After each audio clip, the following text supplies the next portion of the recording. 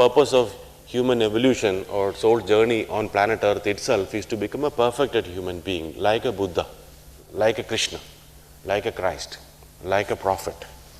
They are all perfected themselves. What is common to all the people who have reached this level, like Krishna, Christ, Buddha, they all reached the highest possible for a human being to reach in this field of spirituality. Okay? What is it common to them that they did to reach there? I'm asking you. What is it common to them that they did to reach that level? What did they do? They did some past life regression, they did some Reiki on them, or they did some pranic healing. Hello? I'm asking you. They probably connected with themselves. Okay, so what is that process called? They all meditated, right? What is the vocation of a god? You see any picture of a god, what do? They are always in meditation. They did not go to a temple and did a puja on somebody and one day they got enlightened. If you read about them, all these people, they went on an inner journey. They practiced on themselves.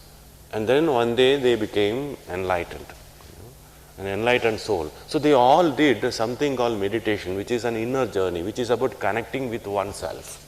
Someone was saying, please bless me. I can't bless you. Even Lord Krishna cannot bless you. You will feel that he is blessed, but then you will still go through all the incarnate journeys to become perfected. That time you will feel good. But who will take up your karmic baggages? Who will take up all the work that you need to do? Who will take up all the learning that you are supposed to do to perfect yourself? They can only make you feel good at some point of time. So at the Temple of Inner Wisdom, we are here to awaken the inner wisdom that is within you, and that is the only thing that will sustain you. That is the only thing with which you will be able to walk with calmness and sure-footedness. We operate from there. Now, I'll give you one example of your relation with your own soul, and then we will go into meditation. Without telling you what meditation is all about, let us actually practice and experience it. Suppose you are given a chance to go to the surface of moon. Can you go in this dress that you are wearing? You will require to wear a space suit, and with that space suit you would go, and you will land there, and for wearing this itself you require certain amount of education and training, right? To learn to walk and learn to use the microphone and breathing apparatus, whatever. You do all that, and then you imagine that you land there. And when you land there, imagine there are moon people there. There are people who are already residing there. They come and introduce themselves, and you also shake hand, I am so and so. And when you do that, you are looking out through that visor, and you see that person there, and you say that I am so and so. Okay, you say that I am Amit. When you say that, you have 100% clear-cut idea that I am this, this thing that you see, and I am wearing a suit over me. But that person who's a living being of the surface of the moon, what is the image that he gets of you? Does he get to see the Amit that you saw here, or he sees something else? He sees something else.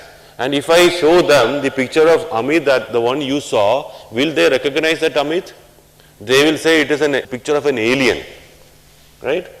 Now, imagine that you are shown the place to stay for the night, you go and stay for the night, and next day morning you are going out, you are brushing your teeth, and then suddenly this horrifying looking moon animal comes and attacks you. What do?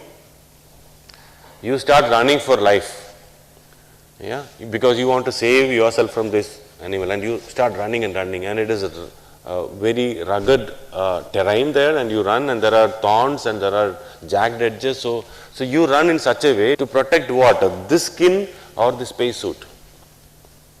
Hello? Why? Because if it is torn, the oxygen will go out and then you will die. You know that, right? So you will run in such a way that you protect your space suit. You duck and move, this thing, that thing. You will do all kind of that to protect your space suit. And imagine you are running and running and running. Over a period of time, you will protect your space suit more than this skin.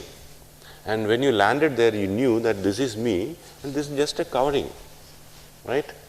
And you run for lifetimes like that, you will identify yourself, you will protect your space suit more than your own skin, the skin that you know of. Yes or no? You will not be bothered about this, you will only be bothered about the outer covering. right? In the same fashion, you the Atma, you the soul, you the spirit, you the light, you the pure consciousness one day decided to come down to planet Earth and experience whatever is there to experience. And at the reception, they said, you can't go like this. You can go, but then you will not have any experience there, because people there are not like you. They're gross, they are physical matter.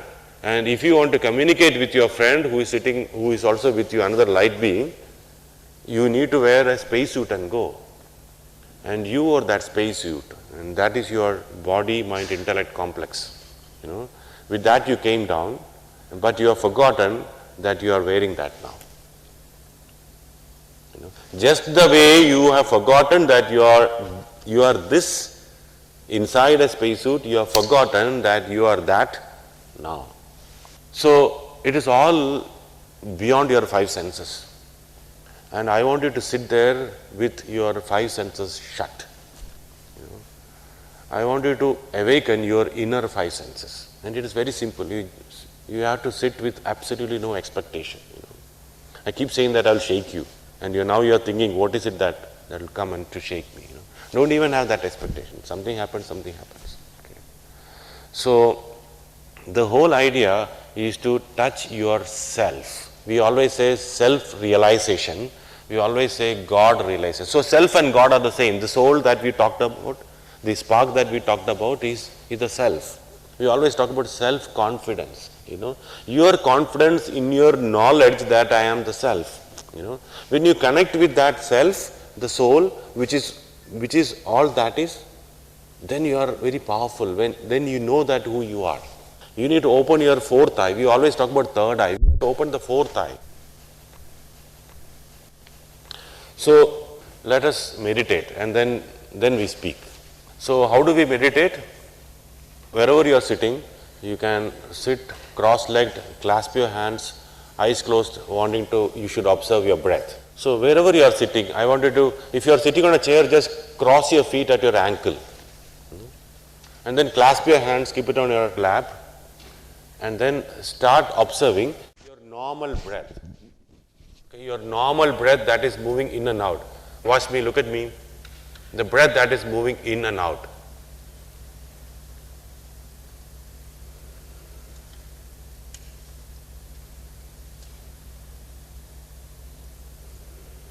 This is going in and out, unconscious. You are not putting any effort to breathe at all. I want you to put an effort to observe this unconscious breathing process. Do not change the rhythm of your breath. Just observe it. Okay? Just be there and observe it. Do not do anything. Okay. Close your eyes. Close your eyes. As you start observing, I'll put on a music to help you move in. But keep your eyes closed until I tell you to open.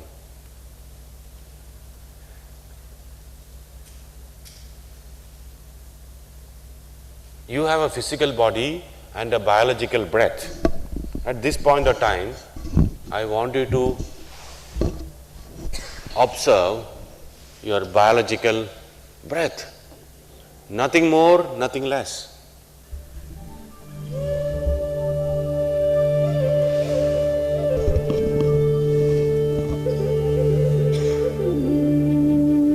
The mantra is to be on your breath.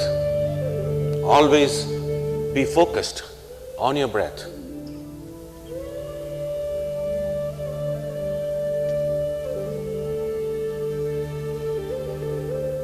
Just relax wherever you are. Completely relax. Absolutely no expectation. I want you to observe your own breath, the normal, natural, easy flowing, soft, tender breath.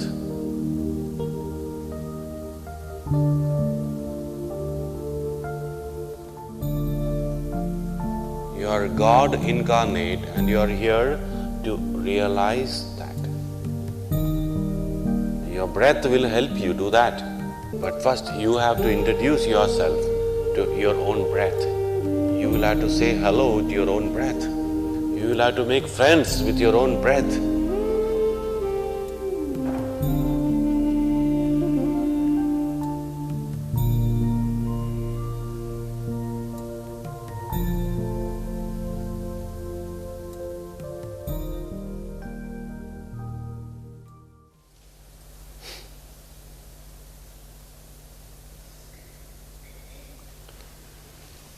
whenever we do something, it gives some kind of a result.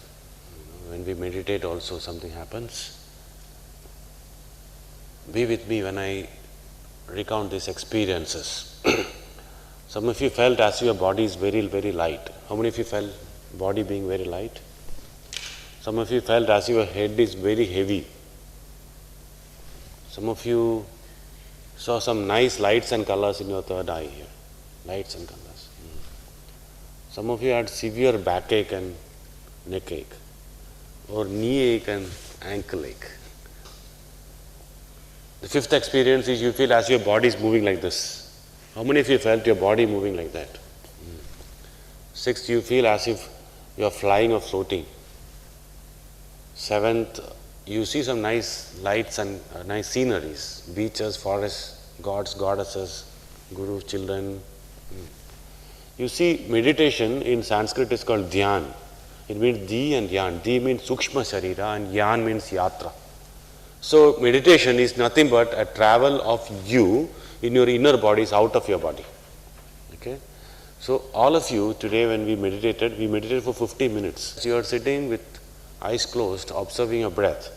In that time, you detached yourself from your body, traveled out and came back. As you traveled out, you saw many things and some of you are able to recollect that. Some of you are not, that's all. There are three laws in meditation. When you are with your breath, your mind will become empty. Law 1. And the law 2, when your mind becomes empty, cosmic energy will flood into your body. And number 3, when your energy and that energy becomes equal, then your third eye, your inner eye will open. So today when we meditated for this number of minutes, at some point of time, you emptied your mind. How many of you feel that at least for a second your mind became empty? Please raise your hands. You should be in a position to continue that emptiness throughout 24 hours. And you are capable of doing that, provided you practice. It is like day 1 of driving lesson and today. Today you can drive with mobile phone in your shoulders. Day 1 you are so worried about gear and clutch and accelerator and all that. So it's just a practice. It is not a very difficult thing. Wherever you are, you can do meditation. When you are flying, when you are traveling in a metro, when someone is driving in the car, when you are sitting quietly somewhere. But when you meditate, when you sit with the intention of meditating, when you sit with the intention of being with the breath, these things will happen. When you just sit quietly for nothing, nothing will happen. But when you sit with the intention of meditation, an inner journey will happen.